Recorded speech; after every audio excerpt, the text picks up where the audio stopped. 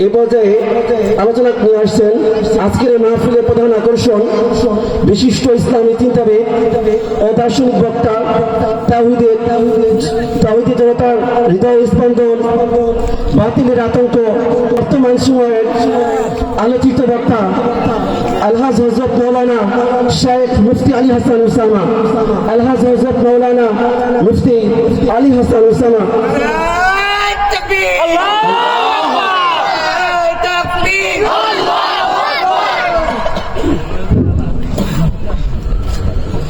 আসসালামু আলাইকুম ওয়া রাহমাতুল্লাহি ওয়া বারাকাতুহু। ওয়া আলাইকুম আসসালাম ওয়া রাহমাতুল্লাহ। কারাগারে বন্দী তিনি নিজে পরে সাক্ষাৎকারে বলেছেন, ইউটিউবে সার্চ করলে এখনো সাক্ষাৎকার পাবেন।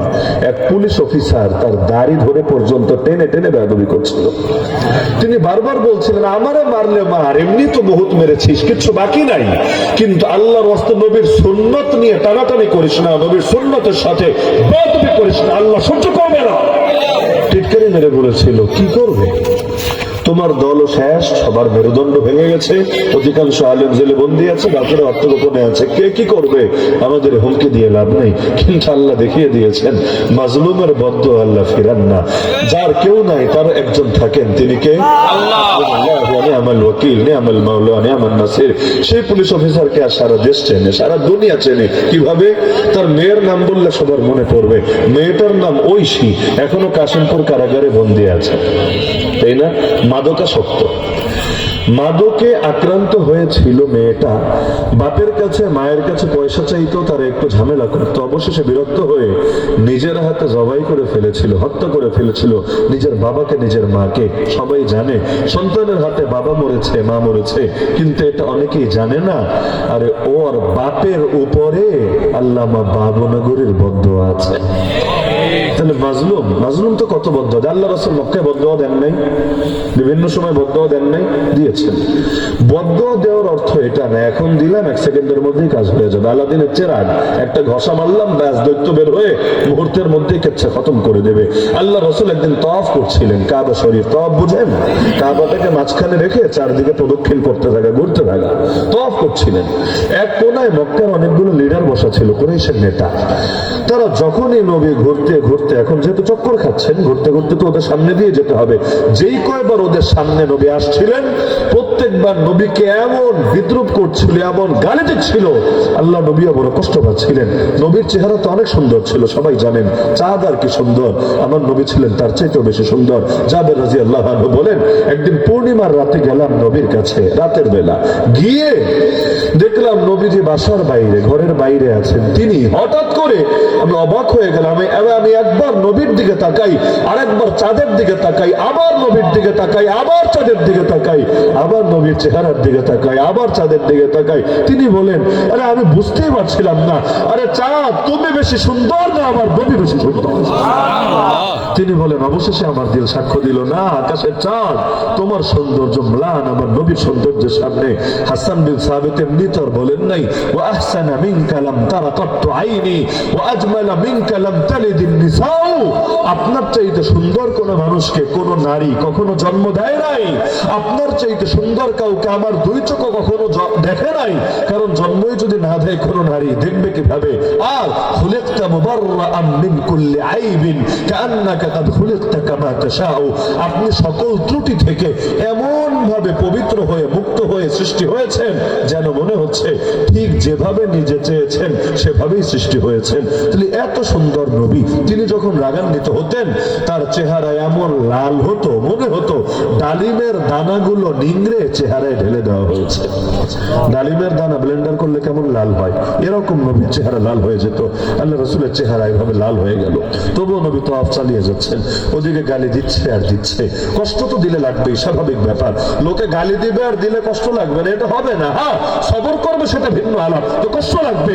বিগত দিনে আমাদেরকে যখন এই জালেমরা জঙ্গি বলে গালি দিত, উগ্রবাদী বলে গালি দিত, মৌলবাদী বলে গালি দিত, টেরোরিস্ট বলে গালি দিত, সাম্প্রদায়িক উস্কানিদাতা বলে গালি দিত, কষ্ট কি লাগতো না? অবশ্যই লাগতো। হ্যাঁ, বিচার কার কাছে দিবে? আরে ফেরাউনের কাছে, হামানের বিরুদ্ধে বিচার দিয়েই বা কি লাভ হবে?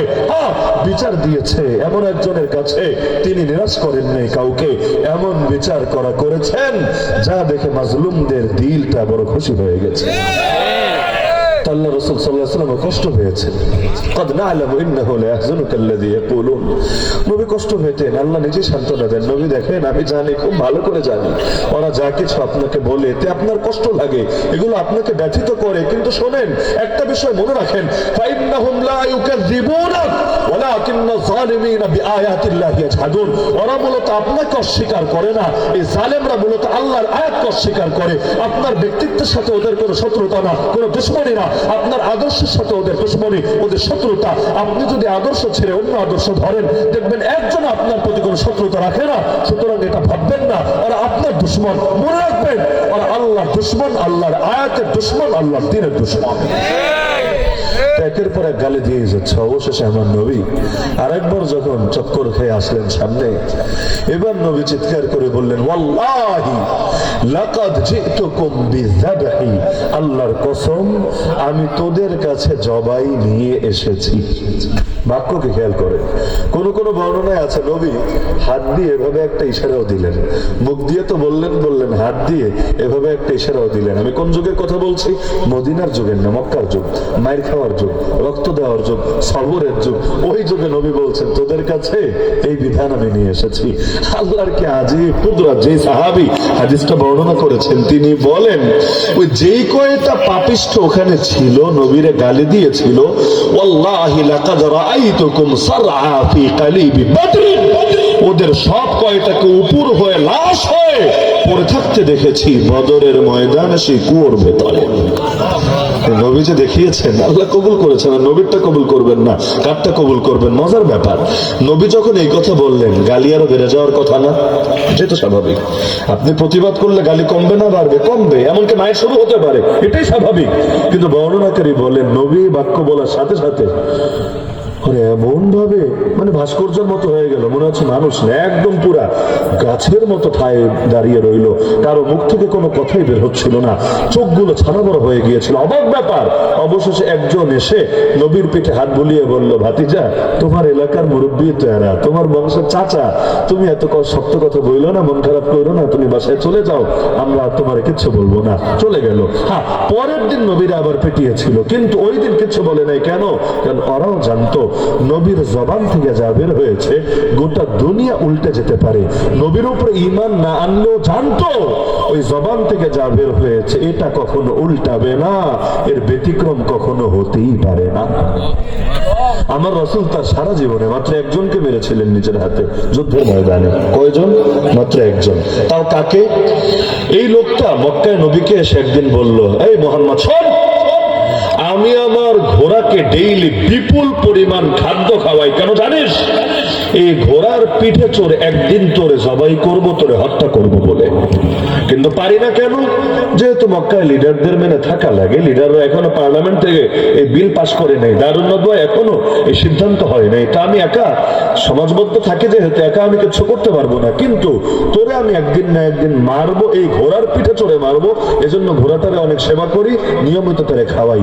আল্লাহ নবী সাহাবীদের সামনে বলেন, সাহাবীদের বড় কষ্ট লাগলো। নবী শুধু একটা বাক্য বললেন, লা, না, বাল আনা আকতুলুকা ইনশাআল্লাহ, বরং আমি তোরে হত্যা করব ইনশাআল্লাহ।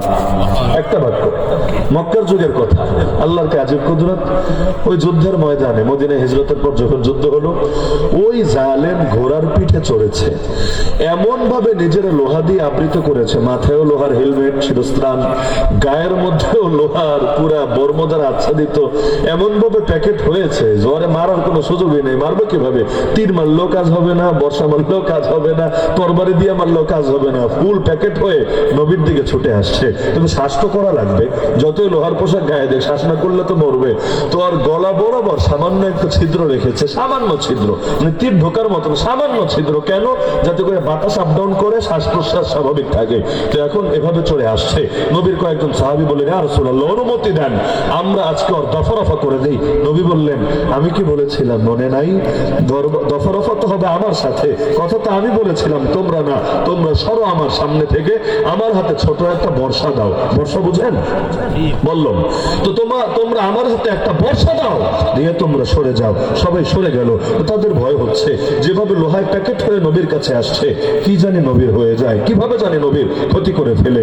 যখন কাছাকাছি আসলো, রেঞ্জের ভেতর আসলো, আল্লাহ নবী একটু এগিয়ে গিয়ে দূর থেকে বর্ষাটা ছুঁড়ে মারলেন। আল্লাহর কি আজীব কুদরত! ওই যে সামান্য একটা জায়গা আছে না শ্বাস করার জন্য, ওই জায়গায় গিয়ে আঘাতটা করলো। তবে ছিদ্র তো সামান্য, বর্ষা ঢুকবে না, ঢোকার সুযোগও নাই। তো বর্ষার ওই যে চুক্ষা মাথাটা আছে, ওই যে মাথাটা এর মাঝে আর আল্লাহর মাঝে কোনো পর্দা থাকেই না। সুতরাং ইসলাম বাংলাদেশে বিজয়ী হবে বিশ্বাস হয় তো? বলবেন দলিল কি? কত দলিল লাগবে আপনার? একটা হাদিস শোনালেই যথেষ্ট। নবী বলেন, শহর বা গ্রামের, কাঁচা বা পাকা, এমন একটা ঘর বাকি থাকবে না যেখানে আমার আল্লাহ ইসলাম ঢোকাবে না।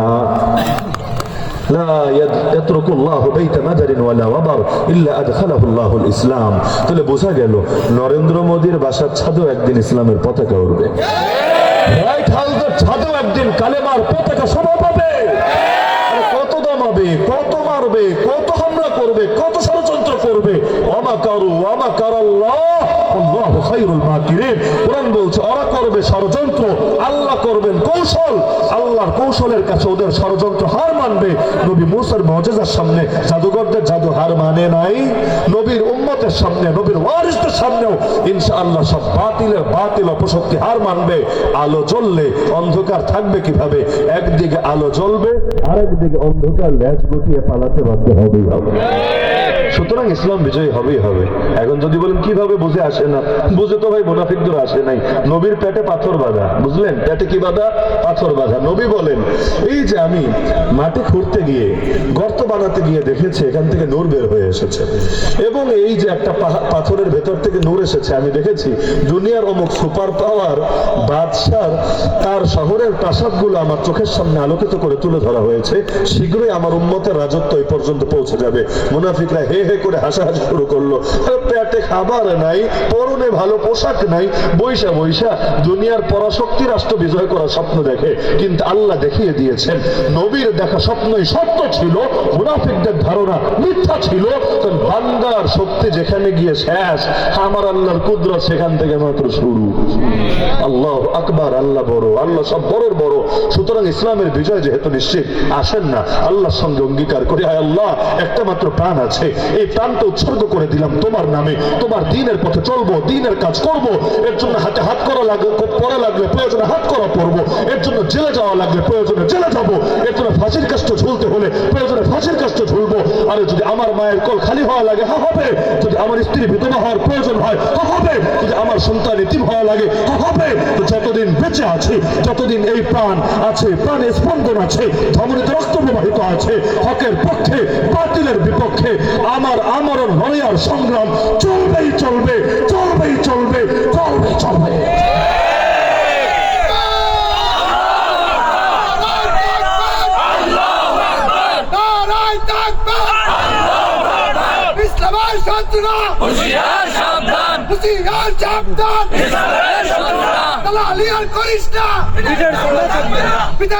থাকবে না।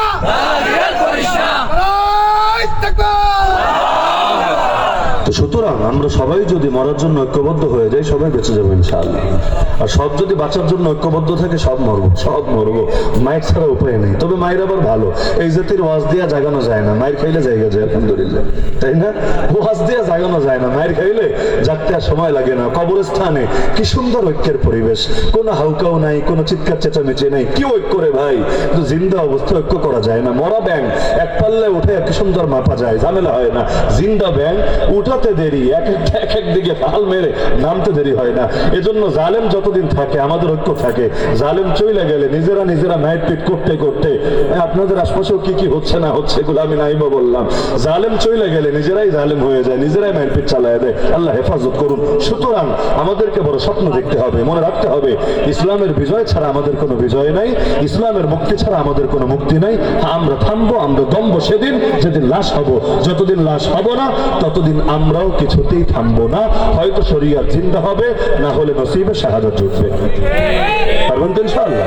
আমাদের থামাতে চাইলে মেরে ফেলুক, কোনো সমস্যা নাই, মরে গেলে এমনি থাইমা যাবো। যতদিন বাইচে আছি থামবো না, থামবো না।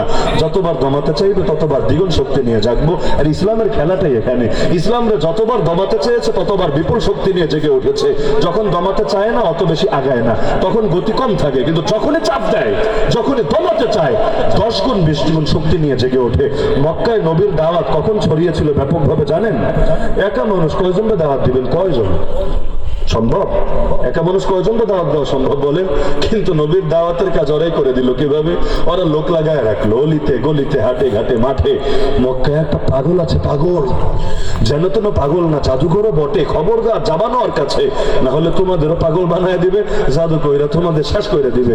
এবার সবাই চিন্তা করলো, কত পাগল এলো আর গেল, এমন কোন পাগল তো দেখি নাই যারে নিয়ে লোকেই পাগল হয়ে গেল। সবাই ব্যস্ত তারে নিয়ে, কাহিনী কি?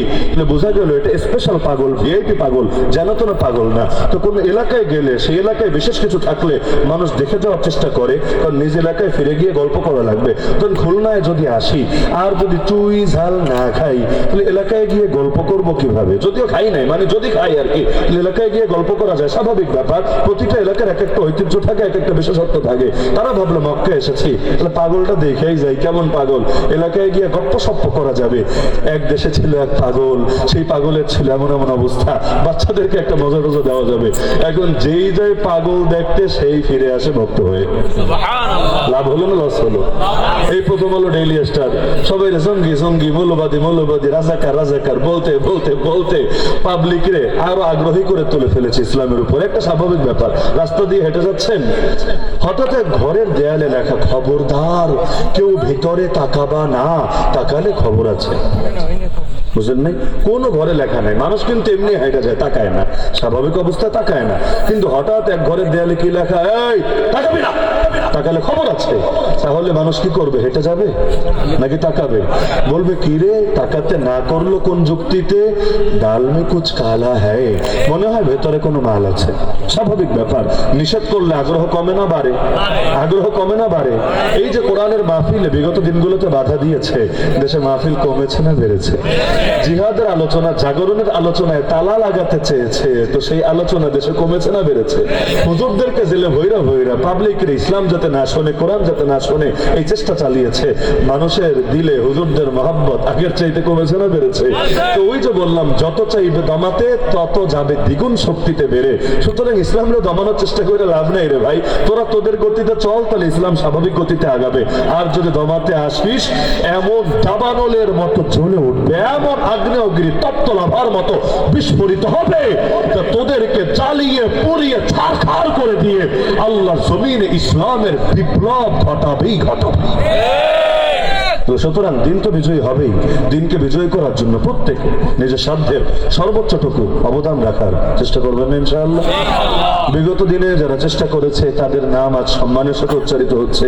বিগত দিনে পরিস্থিতি খারাপ দেখে যারা চেটেছে, চাপতে চাপতে জিব্বারে খুয়ে ফেলেছে, আজকে তারা যে কে কোন মাইনকা চিপে লুকিয়ে আছে আল্লাহ ভালো জানে, পাবলিকের সামনে মুখটাও দেখাতে পারে না। কি লাভ হলো কয়দিনে চাটাচাটি করে? সুতরাং আজকে ইসলামের পক্ষে শক্তি থাকেন, কুফরের পক্ষে রাজাকার হয়েন না, কুফরের পক্ষে রাজাকার হয়েন না, ইসলামের পক্ষের যোদ্ধা হন, বিপ্লবী হন।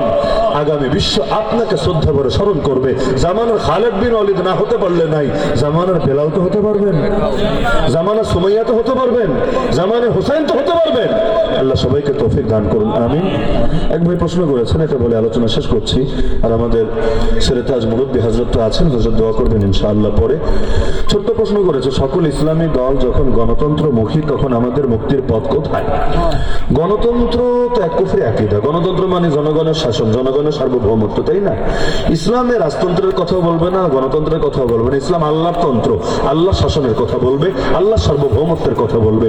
ইসলামী দলও যারা করে, হুজুর তো এক দলের কেন্দ্রীয় সিনিয়র নায়েবে আমির, হুজুরকে জিজ্ঞাসা করেন যে আপনারা সংবিধানে কি ঢুকাতে চান, আল্লাহ সার্বভৌমত্ব নাকি জনগণের সার্বভৌমত্ব? জিজ্ঞাসা করেন, তিনি বলবেন, নিঃসংকোচে বলবেন আল্লাহ সার্বভৌমত্ব। আমাদের লড়াই কোনো পদের লড়াই না, আমাদের লড়াই কোনো গদির লড়াই না। নেতার পরিবর্তনে কিচ্ছু হয় না, নীতির পরিবর্তন না হলে আমাদের পরিবর্তন কুফরি নীতি পরিবর্তনের লড়াই, আমাদের লড়াই শিরকি নীতি পরিবর্তনের লড়াই। এখনো সংবিধানে লেখা সকল ক্ষমতার মালিক জনগণ, যতদিন এটা সরিয়ে না লিখবো সকল ক্ষমতার মালিক আল্লাহ, ততদিন কোন সংস্কারের কোনো অর্থ নাই। আরে শাখাগত সংস্কার পরে, মৌলিক কাঠামোগত সংস্কার হবে আগে। আমাদের লড়াই সেই সংস্কার ঘটানোর জন্য। সুতরাং গণতন্ত্রের মূল যে অর্থ, সেই অর্থের দিকে যদি নজর দেন, তাহলে এই কথা যদি বলেন সবাই, হ্যাঁ কেউ কেউ এটার পক্ষে দাঁড়ালে করতে পারে, আমি এটা অস্বীকার করবো না, করেও বটে, করতে পারে বলবো না, করেও বটে। এবং তার ইসলামের সুরে কথা না বলে বা কাফের মুশরিকদের সুরে কথা বলে, কোরআনের বিধানগুলোর উল্টায়া পাল্টায়া বিকৃত করে মডার্নের ভার্সন রূপে উপস্থাপন করে, হাজার বছর তো স্যালুট আপনাকে যদি এটা বুঝিয়ে থাকেন। লেকিন যদি সবার ব্যাপারে এটা চাপানোর চেষ্টা করেন, কথাটা সত্য হবে না, কথাটা ভুল হবে। তবে এই লড়াই মূলত নির্বাচনের পদ পদবীর লড়াই নয়। মানে আল্লাহ রাসূল তো নির্বাচন করে পাশ করেন নাই, তাই না? নাহলে নবীর মার্কা কি ছিল? নৌকা না ধানের শীষ, দাড়িপাল্লা না লাঙ্গল, তারপর আরো কি কি আছে, ওই যে সব তো মনেও থাকে না, মনে রাখা মুশকিল। দেন মাইক না ফ্যান নাকি লাইট নাকি প্যান্ডেল, কোন মার্কা ছিল নবীর? মার্কা টার্কা তো ছিল না, কারণ তিনি নির্বাচন করেন না। নির্বাচন ক্ষমতায় যাওয়ার একটা তরিকা, একমাত্র তরিকা না। এই যে ইসলামে দল যারা করে, আমি সব দলের ব্যাপার জানি না, তবে আমরাও যারা দল করি, মূলত দল করি ইসলামে বিপ্লবের স্বপ্ন নিয়ে, গণ আন্দোলন গড়ে তোলার লক্ষ্যে। গণ আন্দোলন মানে কি? জাতিকে গণদাওয়াত দিয়ে ঐক্যবদ্ধ করে, সংগঠিত করে গণবিপ্লব ঘটানোর জন্য। আজকে যদি এই জাতির অধিকাংশ মানুষ চায় যে আল্লাহর জমিন, আল্লাহর ইসলাম, আল্লাহর দিন আমরা কায়েম করব, তাহলে কোন বাপের বেটা নির্বাচন দিল কি আর দিল না, ওইটার পাবলিক ধারবে না কেন? গণতন্ত্রই তো গণতান্ত্রিক তরিকায় কায়েম হয় না। এই যে এখন যারা ক্ষমতায় আছে, কবে নির্বাচন করে ক্ষমতায় গিয়ে নির্বাচন করে যায় নাই, পাবলিকই আন্দোলন করে সংস্কারের দায়িত্ব তাদের হাতে তুলে দিয়েছে নির্বাচনের উঠতে গিয়ে। তো যদি আপনিও যোগ্য হন এবং মানুষকে বোঝাতে সক্ষম হন ইসলাম ছাড়া শান্তি নেই, মুক্তি নাই, এই জাতি বুকের তাজা রক্ত ঢেলে আপনারে নিয়ে বসিয়ে দিবে যে আপনি আল্লাহর জমিনে আল্লাহর দিনকে কায়েম করে দেন গিয়ে। কিন্তু ঝামেলা হলো ওই পরিবেশটাই তো আমরা এখনো করতে পারি না, এখনো মানুষকে বোঝাতে সক্ষম হই নাই। তো সব দল গণতন্ত্রমুখী, এই কথাটা আক্ষরিক অর্থে বা মূল অর্থে কথাটা সত্য না। কারণ গণতন্ত্রমুখী হওয়ার মানে জনগণের সার্বভৌমত্ব কায়েমের লড়াই তারা করছেন, কিন্তু এই অর্থে তো আমরা দেখি না। হ্যাঁ, বাকি থাকলো নির্বাচন, তো নির্বাচনে দাঁড়ায় কেন? নির্বাচনে ভোট মানুষের কাছে চায় কেন? এই তরিকাটা কি সুন্নাহসম্মত বা নবী এভাবে করেছেন, খোলাফা রাশিদিন এভাবে করেছেন? জবাব সত্য না, তারা এভাবে করেন নাই। এবং নিজের জন্য নিজে চাওয়া এটা স্বাভাবিক অবস্থায় যদি ইসলামী শাসন থাকতো, এটা উত্তম হতো না, এটা উৎসাহ দেওয়া হতো না, বরং যোগ্যদেরকে উল্টা বাছাই করে আনা হতো। তারা নিতে চাইতো না, তাদেরকে দেওয়া হতো। কিন্তু এখন করা হয় মৌলিকভাবে দুই কারণে। কয় কারণে? দুই কারণে। এক নম্বর কারণ হলো নির্বাচনটাকে কেন্দ্র করে যেহেতু এখন ঝামেলা হলো, আপনি দল লাগবে না, আপনি দিন কায়েমের কথা বললে জঙ্গি ট্যাগ ফ্রি পাবেন এবং আপনার নিয়ে লালগোদামে ভরে রাখবে। দিন কায়েমের করবেন দূরের কথা, দিন কায়েমের কথাও বলতে পারবেন না, আপনার মুখে সেলাই করে দেবে। সুতরাং কাজ করার জন্য আপনি যতই চান না কেন যে একেবারে হুবহু ১৫০০ বছর আগের তরিকায় কাজ করবেন, কাজ করতে দিতে চায় না। সুতরাং কখনো কখনো প্রচলিত কিছু তরিকায় নিজেকে মেশাতে হয়, কেন? যাতে করে কাজের কিছুটা সুযোগ তৈরি হয়, এক উসিলায় দাওয়াতটা ছড়ায় দেওয়া যায়। ৩০০ আসনে প্রার্থী দিল, যারা দেয় তারাও জানে ৩০০ আসন কেন, ২৫০ আসন আমাদের পাওয়া সম্ভব না। ইসলামী দলগুলো এখন ওই অবস্থায় পৌঁছতে পারে নাই, তাহলে দেয় কেন? এক উসিলায় মানুষ একটু চিনুক, বুঝুক, মানুষগুলোর একটু দাওয়াত পৌঁছানোর সুযোগ হোক। ওই ১০ জন লোক একত্রিত হলো, তাদেরকে বুঝাক যে ইসলাম লাগবে, ইসলাম লাগবে, ইসলাম লাগবে। আগে যদি বোঝে ইসলাম লাগবে, কিভাবে লাগবে ওই তরিকা প্রয়োজন নিজেরা আবিষ্কার করে নেবে, কিন্তু ইসলাম লাগবে ওইটাই তো বোঝানো যায় না। তাহলে এই একটা দরকার। আর দুই নম্বর দরকার হলো যে এই প্রচলিত পদ্ধতিতেও ভালো মানুষ যদি নেতা না হয়, নেতা জায়গা তো আর খালি থাকবে না। যদি খালি থাকতো একটা ব্যাপার ছিল, নামাজি নেতা না হলে বেনামাজি নেতা হবে, ভালো মানুষ না হলে চোর হবে, দুর্নীতিবাজ হবে, বাটপার হবে, গাদ্দার হবে, অন্য কেউ হবে। নবী ইউসুফ আলাইহিস সালাম তিনিও তো জালেমের দেশেই মন্ত্রী হয়েছিলেন। ওই দেশ তো ইসলামী দেশ ছিল না, এবং মিশরের বাদশাহ কোনো মুসলিম বাদশাহ ছিল না। একে তো ডিক্টেটরশিপ ছিল, মানে স্বৈরাচার ছিল, গণতন্ত্রও ছিল না, আর ইসলাম তো ছিলই না। ওরা তো মুসলমানই না, কাফের ছিল। এর মধ্যে নবী ইউসুফ গিয়া বললেন, হে কাফের বাদশাহ, আমার একটা মন্ত্রণালয়ের দায়িত্ব দেন। কোন মন্ত্রণালয়? খাদ্য মন্ত্রণালয়, রাষ্ট্রীয় কোষাগারের মন্ত্রণালয়। ইজআলনি আলা খাযাইনিল আরদ ইন্নী হাফিজুন আলিম। কারণ আমার যোগ্যতা আছে, দুইটা যোগ্যতা। এক হলো আমি আমানতদার, হেফাজত করব। দুই হলো আমি জ্ঞানী, আমার জ্ঞান আছে কিভাবে পরিচালনা করলে 7 বছর দুর্ভিক্ষ জনগণ ভালো থাকবে আমার জানা আছে। আমাকে মন্ত্রণালয়ের দায়িত্ব দিয়ে দেন। বাদশাহ দিয়ে দিল। পরে ফায়দা হয়েছিল না ক্ষতি হয়েছিল? দুনিয়ার বিচারেও ফায়দা হয়েছে, দুর্ভিক্ষ দুর্ভিক্ষের দিনেও মানুষ মরে নাই না খেয়ে, আলহামদুলিল্লাহ মরে নাই, বরং তো ওই সুষম বন্টনের মাধ্যমে জনগণ আর্থিকভাবে লাভবান থেকেছে, অর্থনৈতিক মন্দার ভেতরেও খেয়ে পড়ে বেঁচে থেকেছে। আর দ্বিতীয় ফায়দা কি হয়েছে, কয়েকদিন পর মিশর ইসলামী রাষ্ট্র হয়ে গেছে। কারণ তিনি প্রথমে হয়েছিলেন এক মন্ত্রণালয়ের দায়িত্বপ্রাপ্ত, পরে হয়ে গিয়েছিলেন মিশরের বাদশাহ, অবশেষে আর কে ঠেকায়, অতি সহজে ইসলামকে বিজয়ী করে ফেলেছিলেন। তো নাইমামার চাইতে কানামামা ভালো একটা ব্যাপার থাকে। তো যদি চোরগুলোরে ঠেকাইতে পারতেন এক ব্যাপার ছিল, কিন্তু ভালো মানুষ না গেলে ওই নষ্টভ্রষ্ট যাবে। তো পরে নষ্টদের দখলে চলে গেলে সমাজটা জানোয়ারের সমাজে পরিণত হবে। অন্তত নষ্টদের থেকে সমাজটারে বাঁচাই, ওইটা হলো মোটামুটি নাইমামার চাইতে কানামামা অন্তত হবে। হ্যাঁ, আমি বলবো না, সবকিছুর পরেও বলবো না যে এই তরিকাটাই সুন্নাহসম্মত তরিকা বা এটাই সর্বোত্তম তরিকা, ওই দাবি আমরা করবো না। আমরা অবশ্যই বলবো, আমরা না, যে কোনো মুসলমানই বলবে নবী যেই তরিকায় মেহনত করেছেন, খুলাফায়ে রাশিদিন যে তরিকা অনুসরণ করেছেন, আমাদের লড়াই চূড়ান্ত ভাবে সেই সুন্নাহ কায়েমের লড়াই। সবাই একমত না? যত দলের লোক এখানে আছেন সবাই একমত না? আমাদের মূল লড়াই খুলাফায়ে রাশিদিনের সুন্নাহ, আল্লাহ রাসূলের সুন্নাহ কায়েমের লড়াই। কিন্তু যেহেতু লড়াইটা কঠিন হয়ে গেছে, এবং বাংলাদেশে অনেক কঠিন, আফগানে যা কঠিন তার চাইতেও বেশি কঠিন হয়ে গেছে, কাশ্মীরে যা কঠিন তার চাইতেও বেশি কঠিন হয়ে গেছে। কারণ সামরিক যুদ্ধ চলে না, কিন্তু চারদিকে মুশরিক আর মুশরিক আর মুশরিকদের আধিপত্যে হক কথা বলাই তো ঝামেলা হয়ে গিয়েছে। সুতরাং ভৌগোলিক কারণে এখানে হয়তো লড়াইটা আমাদের জটিল হবে, কিন্তু আমরা সকলে ঐক্যবদ্ধ থাকলে দুদিন আগে বা পরে আমরা আশা করি একটা পরিবর্তন আসবে। আর আমরা তো চেষ্টা করতে পারি, বিজয়ের মালিককে আল্লাহ। আমাদের কাজ আমরা চেষ্টা করতে থাকি, আল্লাহ বিজয় দিয়ে দিবেন ইনশাআল্লাহ। তবে আপনার যদি এর চাইতে আর উত্তম কোনো তরিকা থাকে আপনি করেন, তরিকা নিয়ে এখানে কোনো ইখতিলাফ না, কিন্তু দিন কায়েম করতে হবে, এটা চূড়ান্ত গোল, চূড়ান্ত লক্ষ্য। এই পথ থেকে আমাদের সরা যাবে না। আইলসা বসে থাকেন না, অকর্মণ্য হয়ে নিষ্ক্রিয় হয়ে বসে থাকেন না। আপনি আল্লাহর দ্বীনের জন্য কিছু করেন। ছোট্ট একটা হায়াত পেয়েছেন, কয়টা দিন বাকি আছে আল্লাহ ভালো জানেন। নিজের জীবনটা দিয়ে হলেও আল্লাহর দুনিয়া, আল্লাহর দ্বীনটারে আগায় নেওয়ার চেষ্টা করেন। পারবেন তো ইনশাআল্লাহ? আল্লাহ সবাইকে তৌফিক দান করুন।